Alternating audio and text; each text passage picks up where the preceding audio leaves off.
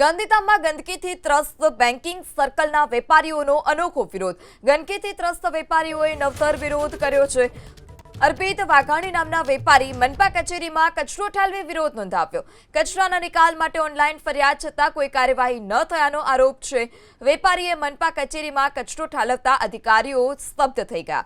મનપા કચેરીએ ટૂંક સમયમાં સમસ્યાનો ઉકેલ આવશે તે પ્રકારની ખાતરી આપી છે।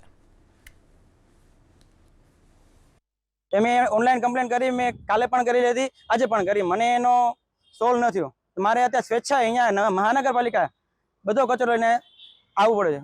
कमिश्नर साहेब श्री ने मळी मुलाकात करी, एमणे मने रिस्पोन्स सारो आप्यो छे के तमारुं सोल्यूशन थई जाय, तमने पेली वखत मळ्या छो, ठीक छे। एमां एक बीजा भाई हता, व्हाइट शर्ट पहेरेला, चश्मावाळा, एमणे अमने दबावવાની कोशिश करी रह्या के अमे कांई छी ज नहीं एना सामे। तो भाई नागरिक छे तो नागरिकने बोलવાનો हक छे। ए भाई वच्चे आवीने बोल्या तो कमिश्नर थी ए भाई ओछा लागे छे, मने एवुं लाग्युं।